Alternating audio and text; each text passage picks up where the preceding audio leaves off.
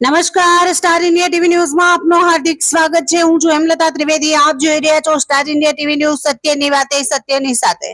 જીવનદાયી સેવાઓને સલામ। વિશ્વ નર્સિંગ દિવસની જાલોદમાં ભાવભીની ઉજવણી। આંતરરાષ્ટ્રીય નર્સિસ દિવસ નિમિત્તે કોટેજ હોસ્પિટલની અંદર જાલોદમાં પ્રોગ્રામ સ્નેહ મિલનનો કર્યો। કારણ કે આખા વિશ્વની અંદર સાચી સેવાધારી ગણવા જઈએ તો નર્સિસ છે, એટલા માટે નર્સિસ ડે કહેવામાં આવ્યો છે।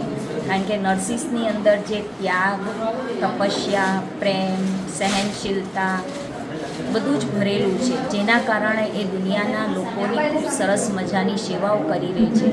એટલે આજે નર્સિસ ડેના દિવસે બધી જ નર્સિસ, મેલ નર્સ, ફિમેલ નર્સ બધાને ખૂબ ખૂબ શુભ અભિનંદન, અભિનંદન, અભિનંદન। બ્રહ્માકુમારીઝ દ્વારા નર્સિંગ ભાઈ બહેનોનું સન્માન, સેવાભાવ અને સમર્પણનું સંદેશ।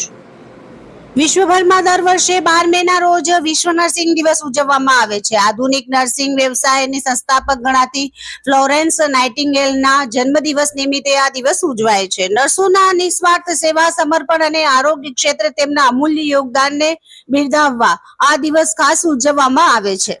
આ વર્ષનું આંતરરાષ્ટ્રીય theme our nurses our future, caring for nurses strengthens economy રાખવામાં આવ્યું છે, જે નર્સોના આરોગ્ય, સન્માન અને કલ્યાણના મહત્વને ઉજાગર કરે છે। જાલોદ ખાતે પ્રજાપિતા બ્રહ્માકુમારી ઈશ્વરી વિશ્વવિદ્યાલય દ્વારા દશામા નર્સિંગ કોલેજ અને સબ ડિસ્ટ્રિક્ટ હોસ્પિટલ ખાતે વિશ્વ નર્સિંગ દિવસ નિમિત્તે વિશેષ કાર્યક્રમ યોજાયો હતો। આ પ્રસંગે બ્રહ્માકુમારી જાલોદના સંચાલિકા મિતા દીદી ઉપસ્થિત રહ્યા હતા અને નર્સિંગ ભાઈઓ તથા બહેનોને પ્રેરણાદાયી માર્ગદર્શન આપ્યું હતું। મિતા દીદીએ જણાવ્યું હતું કે જીવનદાયિની અને સુખદાયિની નર્સોને કહેવાય છે।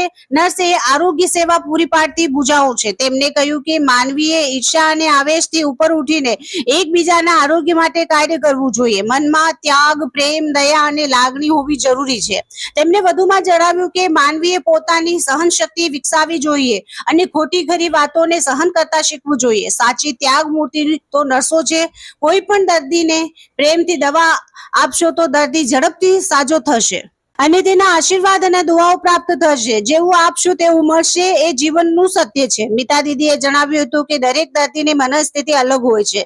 દર્દીઓ સાથે સતત પ્રેરણાદાયી સંબંધો રાખવાથી તેઓમાં સકારાત્મક પરિવર્તન લાવી શકાય છે।